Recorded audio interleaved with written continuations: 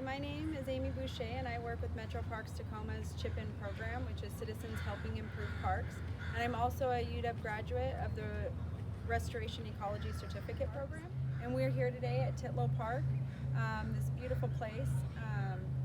This is owned and managed by Metro Parks Tacoma. However, this is Puyallup traditional lands in which we're standing on today. And ecologically,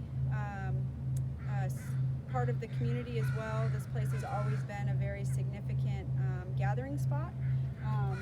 So if we had a blown up version of the whole Puget Sound area, we are in the southern end of the Puget Sound, Coast Salish Sea.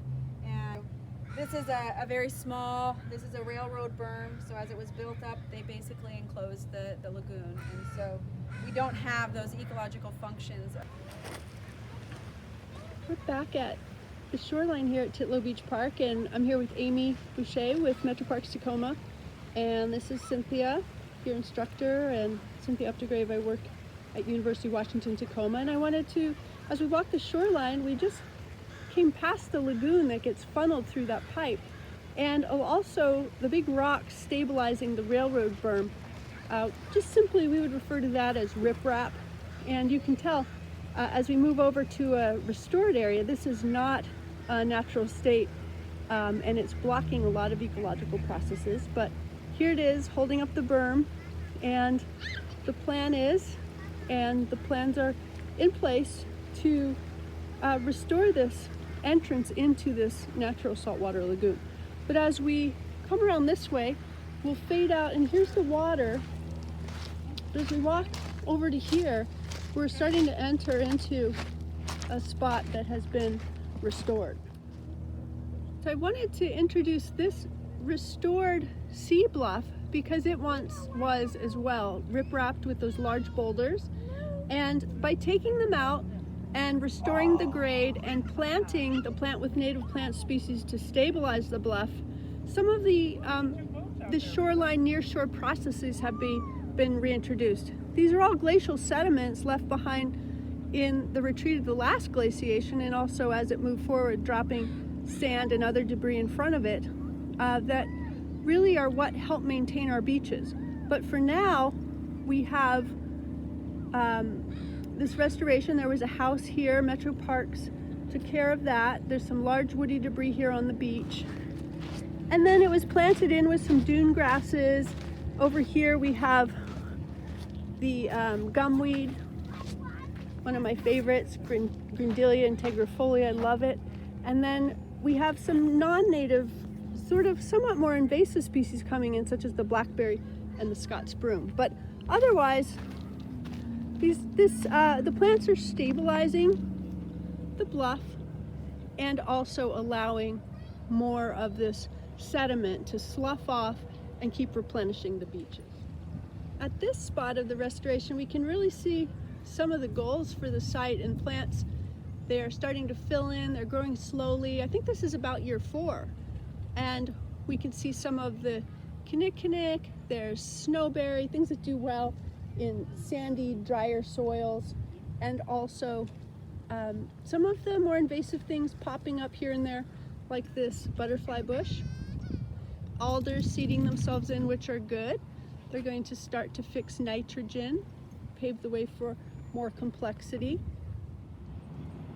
Here's a nice section of the beach at Titlow, looking out into the lower part of the Salish Sea, also known as southern Puget Sound. We see some glacially created sandy bluffs. And over here, a good shot of some way to see some large woody debris that's tumbled down over the banks, washed up in the tides, stabilizing the banks. And along the shore, these sandier soils, we see the red Pacific madrona, there's some Douglas fir, as well as a few invasive species, big leaf maple. This madrona has become too dry here. And we've got ivy, so there are some things that are entering the ecology of the plant through some of the recent developments here in land use, but otherwise a really nice forest edge here at the saltwater interface. Here we have the Tacoma Narrows Bridge. When we go up into one of the restoration sites that a former University of Washington Restoration Ecology Network group was working on, the park was part of the staging grounds for replacing the Tacoma Narrows Bridge, or the building of it. So you will creates a little bit of jumbled ecology sometimes, a little bit. Here's a Pacific Madrona growing on the interface between the bluff and the shore.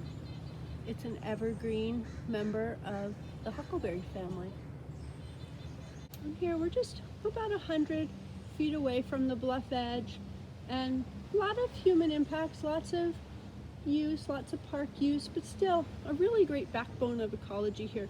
We have the Pacific Madrone, there's a little bit of Douglas fir here, and we also have some of the evergreen huckleberries. These grow in sandy soil, only up as far as about Vashon Island. More mature Douglas fir, Madrona, some younger Douglas fir in the canopy. Just a lot of people playing and running around in here, so the forest floor is empty of understory and barren patches, but this overstory, it's pretty good. A little more of the natural understory. Some salal, also an evergreen shrub in the huckleberry family, with some more mature. We have the Pacific Madrone, we have the Madrona, we have Douglas fir, and then over here more Douglas fir and a pile of ivy. Amy, you were saying? Yes, our natural area habitat steward comes out here once a week, and he removes invasive plants, the Himalayan blackberry, the English ivy, and he creates these ivy rafts. And as they decompose, then he'll spread it out and use it as mulch. We're now walking into the past 5 years adjacent restoration sites, and we're in this more dense part of the park that has this forest edge system. There are maples in the canopy. There are some wetter zones. These are where some of the wetlands and the streams are running through, and we have a lot of this really nice salmonberry here drying up here at the end of the year, and not a lot of conifers. We'll begin to see some. One of the reasons why we start to talk about non-native plants are that some of them suppress the canopy from regenerating. Things like this Himalayan blackberry. And once they do that, we start to lose the coniferous members, and we wind up with the maples, and we wind up with a lot of ivy and a lot of the evergreen, or not the evergreen, but the blackberry, the Himalayan blackberry on the ground, and it really suppresses the regeneration of the forests. Here we see some of the alder, really some large alder and some alder snags, a little bit of, we have some of the, definitely some of the salmonberry and some of the Himalayan blackberry. And then out, so we look through this opening, we see also lots of the kinds of shrubs and things that the wildlife like. There's some elderberry, the red elderberry, the berries birds like to eat. And then in the far, far distance, we can see a tree that's been overtaken at the center of the frame, overtaken by the ivy, the English ivy. So one of the parts of restoration work when you're working with a client, such as here we were working with Metro Parks, is we had to come in and do that site assessment. And so coming in and looking at our reference sites, we just came from the beach. We just seen what we want our forest to look like. And we saw this trajectory as we go through the deciduous trees, and we see what understory is there. And and we came in and we do our site assessment. The goals is to have this be a thriving conifer forest, protecting it from the edge, because as we know, the edges is where those invasives can come in. From that plan, we then came up with a planting plan. In the planting plan, we really had to be, the site tells us what to plant. So as we came in and we had our paper and we were like, yep, we were going to go here, here, and here. The underground ephemeral streams told us differently. So where we wanted to plant the cedars ended up being not where we were going to plant them. So we did the planting. The community was involved in coming together to do those plantings. We also then had a maintenance plan to give to our client to be able to have the site be sustainable and successful. As part of our maintenance plan, we try to do volunteer groups a couple times a year, so that way we can come out and we can tackle it while it's still low enough and hasn't taken over the site. It was a huge part of that process as well. So as we looked at removing, suppressing, mulching, and maintaining, those things are huge in our restoration process. I'm standing here at the hidden beach side of Titlow Beach Park, and I'm looking out across two adjacent sites to Amy. So I'm looking out at 2015 to 16, 16 to 17, and then into Amy's site. And I'm looking at a place where I don't see any invasive species. I see native species, and I see the goals that this group set into motion really coming into being. I see a Douglas fir tree down there that is now more than 10 feet tall. The bracken ferns. I see a lot of the ossoberry. I see a lot of alder and a lot of trailing blackberry. And I really, at this point, cannot see Himalayan blackberry, or I see some honeysuckle. And I don't see, over here's a little bit of blackberry, but I would declare this a small miracle.